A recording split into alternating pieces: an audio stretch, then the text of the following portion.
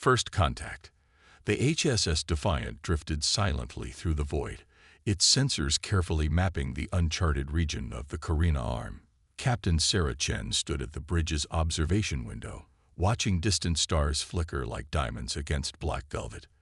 The Defiant wasn't the newest ship in Earth's fleet, far from it, but its sturdy construction and reliable systems had served them well during their 3-year deep space survey mission. "Captain, we're picking up unusual energy readings from Sector 7. Lieutenant James Rodriguez called out from his station. "It's like nothing in our database." Chen turned from the window. Her interest peaked. After months of routine scanning, anything unusual was worth investigating. "Show me." The holographic display lit up, showing a complex pattern of energy signatures emanating from what appeared to be an empty region of space. Empty, except for the occasional flash of something their sensors couldn't quite identify. "Helm, take us closer, but maintain stealth protocols," Chen ordered. The Defiant's engines hummed quietly as they approached the anomaly. As they drew closer, the ship's enhanced sensors began to pierce the veil of what they now realized was an advanced cloaking field. What they found stopped every crew member in their tracks. Hidden behind the massive cloaking screen was a facility that stretched for kilometers, a massive construction yard floating in space. But it wasn't the size that made their blood run cold. It was what they were building. Warships, hundreds of them. Each one dwarfed the largest vessels Earth had ever constructed. Their sharp, crystalline designs spoke of technologies far beyond human understanding, and they were being assembled at an alarming rate by what appeared to be automated systems. "My God," whispered Commander David Park, the ship's XO. "It's an invasion fleet." Before Chen could respond, new alarms blared across the bridge. "Multiple ships decloaking," Rodriguez shouted. They're massive, Captain." The space around them seemed to ripple as 5 vessels materialized. Each one was easily 20 times the size of the Defiant, their hulls gleaming with an otherworldly purple-black metal. Their designs were both beautiful and terrifying, like predatory sea creatures rendered in starship form. A transmission cut through their communication system, the universal translator struggling to keep up with the alien language. "This is High Commander Vexthor of the Kraken Empire. You have entered restricted space and witnessed classified military operations. Your existence is now forfeit." Chen's mind raced. The Defiant was a survey vessel, not a warship. They had basic defensive capabilities, but nothing that could challenge even one of these massive vessels, let alone 5. But they had to survive, had to warn Earth about what they'd discovered. "All hands, battle stations," Chen ordered, her voice steady despite the fear churning in her gut. "Helm, plot us a course through the debris field from the construction yard. Engineering, I need everything you can give the engines." The crew moved with practiced efficiency, even as the first energy weapons from the Kraken ships began to light up space around them. The Defiant's smaller size and maneuverability might be their only advantage. "They're powering up some kind of gravitational weapon," Rodriguez reported, his fingers flying over his console. "Energy signatures are off the charts." Chen gripped her command chair as the ship dove into the maze of half-constructed warships and construction debris. "Send a burst transmission to Earth Command. Everything we've seen, everything we've recorded. Encrypt it with my personal codes." The Defiant shuddered as a gravitational beam nearly caught their stern. Behind them, the massive Kraken vessels began their pursuit, their weapons turning the construction yard into a deadly obstacle course of exploding debris and warped space. "Message away," Communications Officer Sarah Wong confirmed. "But Captain, I'm detecting similar energy signatures from at least 30 other locations in nearby sectors. This isn't just a construction yard, it's one of many. They're preparing for something big." Chen watched as another blast from the Kraken ships vaporized a chunk of debris larger than her entire vessel. The Defiant had stumbled onto something massive, a highly advanced empire preparing for war, with technology that made humanity's greatest achievements look like children's toys. And now they were running for their lives. carrying a warning that might be humanity's only chance of survival. "Hold together, old girl," Chen whispered to her ship as they pushed deeper into the debris field, the massive Kraken vessels in pursuit. "We're not done fighting yet." The chase. The Defiant erupted from the debris field, its hull groaning from the strain of evasive maneuvers. Behind them, the massive Kraken warships carved through space like angry leviathans, their weapons transforming asteroids and construction debris into expanding clouds of superheated plasma. "Status report," Captain Chen demanded, gripping her chair as another near-miss rocked the ship. "Hull integrity at 82%, Commander Park reported. "Minor damage to the port sensor array. But Captain, they're not trying to destroy us." Chen studied the tactical display, realization dawning. "They're hurting us." "Engineering, what's our power situation?" Chief Engineer Maya Patel's voice crackled through the comm. "The quantum drive is holding, but these evasive maneuvers are burning through our reserves. We've got maybe 2 hours at this pace before we're running on emergency power." That was the problem with older ships like the Defiant. They weren't designed for prolonged high-speed combat maneuvers. The quantum drive was reliable but power-hungry, and pushing it this hard was like running a marathon at sprint speed. "Lieutenant Rodriguez, analysis of their pursuit pattern?" Chen asked. The tactical officer's fingers danced across his console. "They're maintaining a formation that blocks all major escape vectors, but..." He paused, double-checking his readings. "They seem to be avoiding direct hits. I think they want us intact." "Intact means interrogation," Commander Park muttered. "And they'll want to know how much we transmitted to Earth." Chen nodded grimly. The Kraken Empire clearly wasn't used to having their secrets discovered. The fact that they wanted the Defiant's crew alive suggested they were dealing with an enemy that was both methodical and thorough, dangerous combinations. A new alarm blared through the bridge. "Energy spike," Rodriguez called out. "They're deploying some kind of field." Space itself seemed to twist around them as an ethereal purple web began to materialize, spreading out like a cosmic spider's trap. The Defiant sensors screamed warnings as exotic particle readings went off the scale. "It's a quantum inhibitor net," Wong reported from communications, her voice tight with tension. "If that thing touches us, it'll shut down our drive." Chen's mind raced. The Defiant was running out of options in space. Behind them, the massive Kraken ships were closing the net. Ahead, sensors showed only empty space. No planets, no asteroids, nothing they could use for cover or tactical advantage. But empty space wasn't always empty. "Maya," Chen called to engineering, "remember that theoretical paper you showed me about quantum wake signatures?" A pause.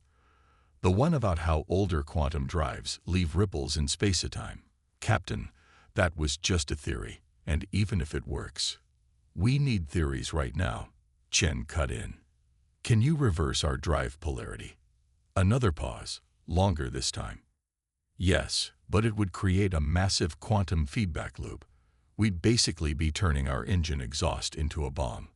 A bomb that would interact with their quantum inhibitor net," Chen said, a plan forming. "Rodriguez, what's the minimum safe distance for our hull integrity if we detonate our quantum wake?" The tactical officer ran quick calculations. "At full power, 300 kilometers. But Captain, that close to a quantum detonation would be like surfing a tidal wave." Chen finished. "Plot us a course straight for the center of their formation." "Engineering, begin drive polarity reversal on my mark." The bridge crew shared looks of disbelief. What their captain was suggesting was either brilliant or suicidal, possibly both. But they'd served with Sarah Chen long enough to trust her instincts. The Defiant turned, accelerating straight toward the heart of the Kraken fleet. The massive alien ships hesitated, clearly not expecting their prey to charge directly at them. "They're powering up main weapons," Rodriguez reported. "Hold course," Chen ordered. "Engineering, status." "Drive polarity reversal at 80%, Maya responded. "Captain, this is going to cook our engines. We'll be lucky to maintain half power afterward." "Better than being captured," Chen said. The quantum inhibitor net was closing around them, its purple energy field filling their view screens. "All hands, brace for extreme maneuvers. Engineering, now." Maya threw the final switch, and for a moment, everything seemed to stop. The Defiant's quantum drive screamed as its polarity reversed, creating a cascading feedback loop of space-time distortions. The ship's wake, normally just a ripple in the quantum foam of space, became a tsunami of raw energy. When it hit the inhibitor net, physics itself seemed to object. The two quantum fields, one organized and controlled, the other now a chaotic maelstrom, collided in a spectacular display of light and energy. Space buckled, twisted, and then exploded outward in a sphere of pure destruction. The Defiant rode the quantum shockwave like a surfer on an impossible wave. Its hull creaking as forces beyond normal spacetime threatened to tear it apart. Behind them, the massive Kraken ships tumbled in the wake of the explosion, their carefully maintained formation shattered. When the chaos finally subsided, the Defiant emerged into clear space, its engines smoking but intact.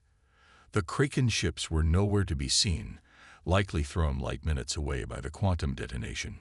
"Damage report," Chen called out, picking herself up from where she'd been thrown against her chair's restraints.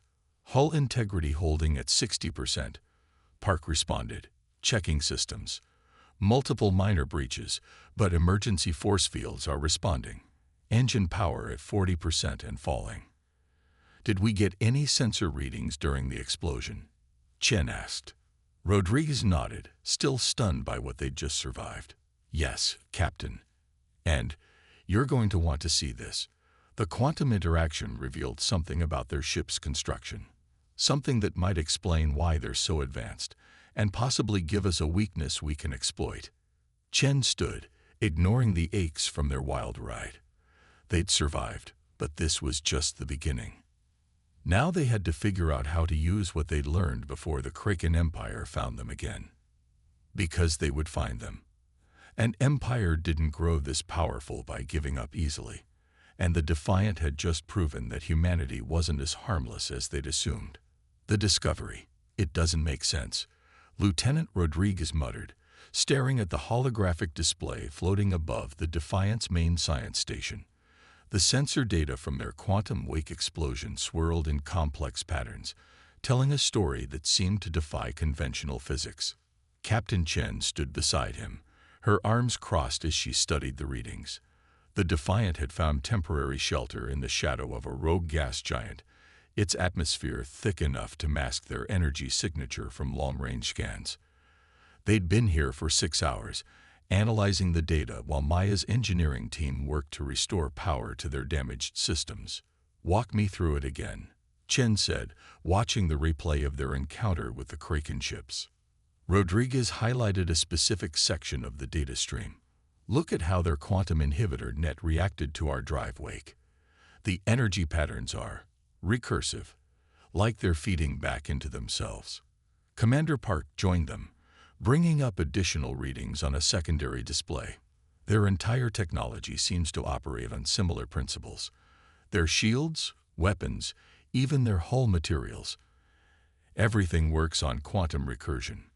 "Which means what, exactly?" Chen asked, though she was beginning to see where this was leading. Maya's voice joined the conversation as she entered the bridge, her uniform stained with engine grease. "It means they've become too clever for their own good, Captain. The Kraken Empire has developed technology that's essentially perfect, too perfect." She walked to the science station, pointing to specific energy patterns in the display. "Their quantum systems are so advanced that they've achieved nearly 100% efficiency. No waste, no energy loss. Everything operating in perfect harmony with the quantum fabric of spacetime. And that's a weakness?" Chen asked. Maya nodded. "Remember what happened in the early days of quantum drive development? The Heisenberg cascade problem." Chen did remember. It had been one of the biggest hurdles in developing faster-than-light travel. Early quantum drives had been too precise, too perfect in their calculations. They'd fail catastrophically because they didn't account for the inherent uncertainty in quantum mechanics. Our older quantum drives are deliberately inefficient, Maya continued. We build in tolerance for quantum uncertainty. It makes them less powerful, but more stable. The Kraken's technology, she gestured at the readings, doesn't have that tolerance. They've engineered it out completely. Rodriguez's eyes widened as he understood. That's why our quantum wake caused such a massive reaction. Their systems couldn't handle the uncertainty we introduced. It was like throwing sand into perfectly meshed gears. Could we replicate the effect?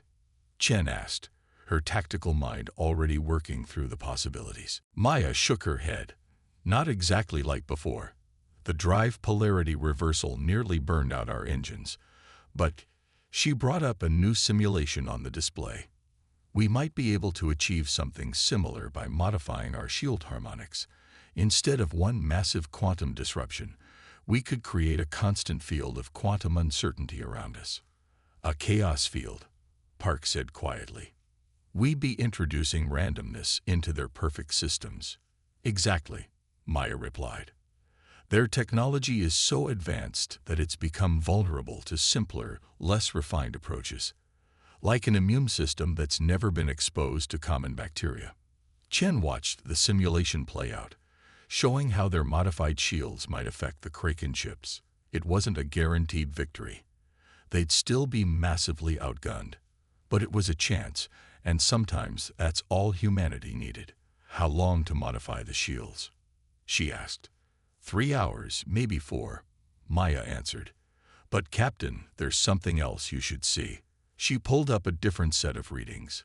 When their systems were disrupted, I picked up communications traffic between their ships. Most of it was encrypted, but some got through. They're not just building an invasion fleet. They're afraid. Afraid. Of what? Of chaos. Of uncertainty. Their entire empire is built on perfect prediction, perfect control. And now they've detected signals from Earth, our broadcasts, our quantum drive signatures. We represent something they can't predict or control. That's why they're preparing for war. They see us as a contamination that needs to be eliminated. Chen looked around at her crew, seeing the same determination in their eyes that she felt. The Kraken Empire had spent millennia perfecting their technology, creating weapons of unprecedented power. But in doing so, they'd engineered out the very thing that made humanity resilient, the ability to adapt to chaos, to thrive in uncertainty. Get those shield modifications done, she ordered, and prep the quantum drive for emergency power routing. We're going to show the Kraken Empire why perfection isn't always an advantage. As her crew moved to their tasks, Chen returned to studying the tactical display. Somewhere out there, the Kraken fleet was hunting them. Soon, they would find the Defiant, and when they did, they would learn that humanity's greatest strength wasn't in having the most advanced technology. It was in knowing how to use simple solutions in unexpected ways. The real question was whether this discovery would be enough to save not just the Defiant, but Earth itself from an empire that saw humanity's very nature as a threat to their perfect order. The battle. Multiple contacts. Rodriguez's voice cut through the tense silence on the Defiant's bridge. 7 Kraken warships dropping out of quantum space. They found us. Captain Chen watched as the massive vessels materialized around the gas giant, their crystalline hulls gleaming in the dim light of the distant sun. The Defiant's modified shields hummed with an irregular rhythm, the quantum uncertainty field already beginning to interact with the space around them. Status of the shield modifications? Chen asked, her eyes fixed on the tactical display. Operating at 95% effectiveness, Maya reported from engineering. The quantum field is stable, but maintaining it is draining our power reserves faster than expected. Chen nodded. They wouldn't have long to prove their theory. Tactical analysis. Rodriguez's fingers flew over his console. They're deploying in a Thanatos formation, their standard attack pattern for capital ships. But he paused, checking his readings. There's something different. Their shield harmonics are fluctuating. They're trying to adapt to our quantum field already. Clever, Chen murmured. The Kraken Empire hadn't survived this long by being slow learners. But adaptation requires change, and change introduces uncertainty. Keep monitoring their adjustments. A transmission cut through their communications. Human vessel. High Commander Vexthor's voice carried the same cold certainty as before. Your primitive attempt at resistance is noted, but it changes nothing. Surrender now, and we will make your extinction swift. Chen smiled grimly. They still think we're running. She opened a channel. This is Captain Chen. We're not here to surrender, Commander. We're here to teach you something about human nature. She nodded to Wang at Communications. Launched the probe. A small object shot from the Defiant's aft section, its engines flaring as it accelerated away from the gas giant. The Kraken ships immediately turned their attention to it, their weapons powering up. They took the bait, Park confirmed. Probe is broadcasting the modified quantum signature. The probe exploded in a brilliant flash of light, but its real purpose had already been achieved. The quantum disruption from its destruction rippled through space, causing visible distortions in the Kraken ship's shield matrices. Now, Chen ordered, full power to engines. Take us right through their formation. The Defiant surged forward, its modified shields creating a wake of quantum chaos. As they approached the Kraken ships, the effects of their discovery became immediately apparent. The perfect crystalline formations of the alien vessels began to shimmer and distort, their quantum recursive technology struggling to maintain stability in the face of induced uncertainty. Their shields are trying to compensate, Rodriguez reported excitedly. But the adaptations are making them more vulnerable, not less. The uncertainty is cascading through their systems.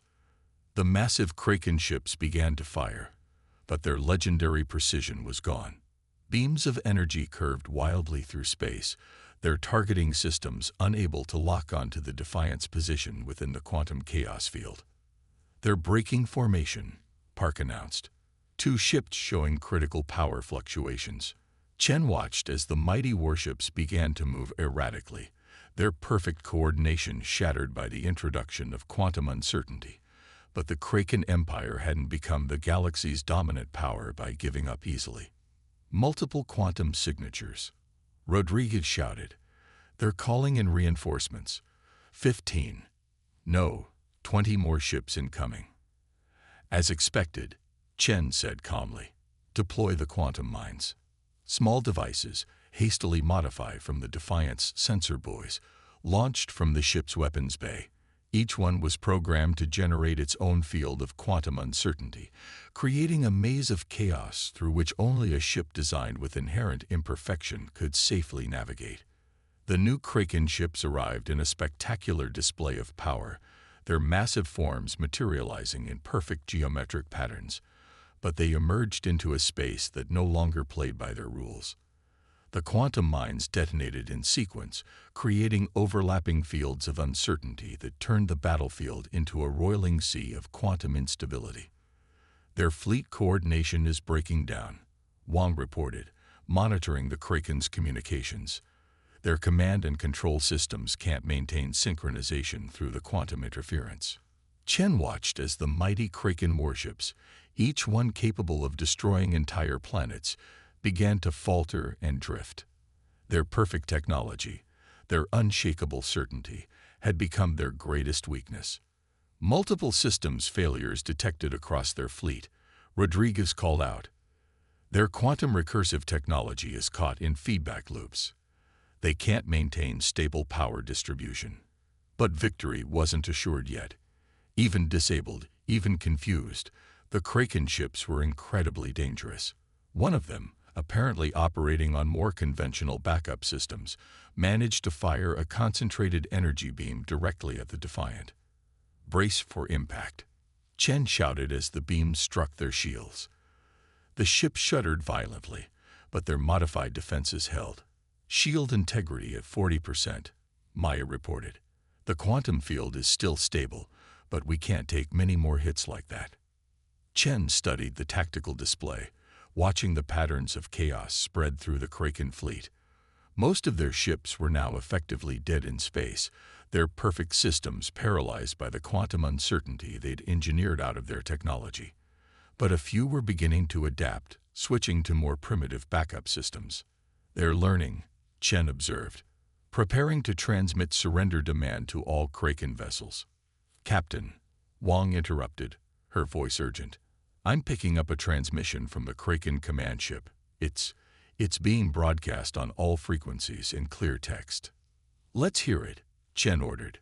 The bridge speakers crackled with High Commander Vexthor's voice, but the cold certainty was gone, replaced by something that sounded almost like awe.